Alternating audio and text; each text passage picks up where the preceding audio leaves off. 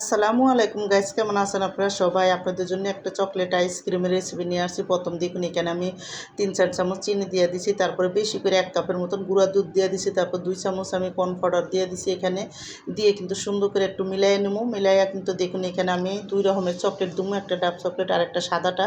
2টা চকলেট দিয়ে একসাথে আমি সুন্দর করে দেখুন কাঁচা চকলেটটি দিয়ে দিছি। আমার চকলেটটি আগে গোলান না আসছিল, এখন শক্ত হয়ে গেছে। আমি একসাথে মিলাইয়া তারপরে চুলার মধ্যে বসাই দিছি। দেখুন 2 রকমের চকলেট আমি চুলার আঁচটা একবারে কমায় কমায় মিডিয়ামে রেখে আমি সুন্দর মতন এই চকলেটটা গলা পর্যন্ত আমি এই ইয়াটা রান্না করবো। আর আমার কাছে কোকো পাউডার ছিল না, এই জন্য কিন্তু আমি চকলেট দিয়ে এই ইয়াটা বানাইতেছি ক্রিমটা। আর এই ক্রিমটা কিন্তু চকলেট দিয়ে বানাইলেই অনেক মজা লাগে। তো দেখুন যখন চকলেটটা সুন্দর করে গাঢ় গাঢ় হয়ে আইব তখনই কিন্তু আমি চকলেটটা নামাই দিব। আর চুলার আঁচ কমায়া তারপরে কিন্তু ভালো মতন লাড়াটা দিয়ে রাখতে হইব, লাড়াটা বন্ধ করা যাব না।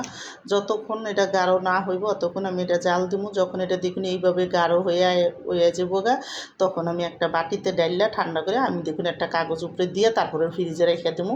ঠান্ডা হইতে রেখে দিছি ওদিকে। আর এদিকে কিন্তু আমি দেখুন 1 কাপের মতন হইবে আমি এখানে হুইপ ক্রিম নিয়ে নিছি, মানে যে ক্রিমটা। তো ক্রিমটাও ঠান্ডা, আর আমি ক্রিমের ভিতরে 1.5 চামচের মতন চিনি দিয়ে দিলাম যাতে একটু মিষ্টি হয়, কারণ ওই চকলেটটা তিতা চকলেট এই জন্য।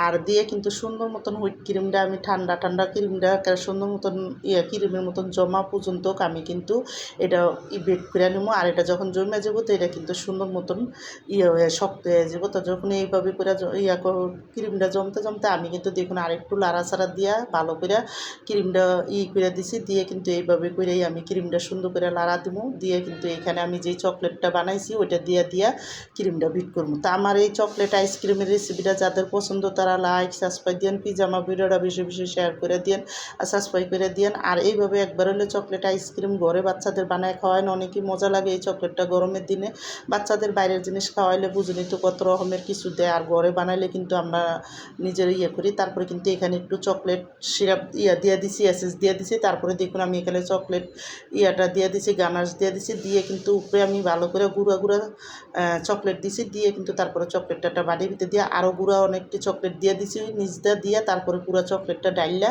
আমি কিন্তু দেখুন বাটিটা সুন্দর মতন একেবারে কাঁচায়া তারপরে দিয়ে দিলাম। দিয়ে কিন্তু বাটিটা সুন্দর মতন একটু লাইরা সেটা ঠিক করে দিছি।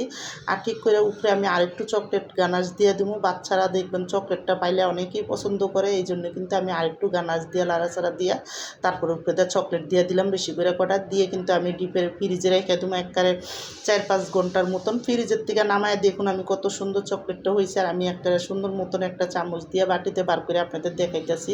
আর অনেক ক্রিমি ক্রিমি চকলেটটা আইসক্রিমটা হয়েছে আর অনেক মজা হয়েছে। তো দেখুন আমার বানানটা শেষ হয়ে গেছে।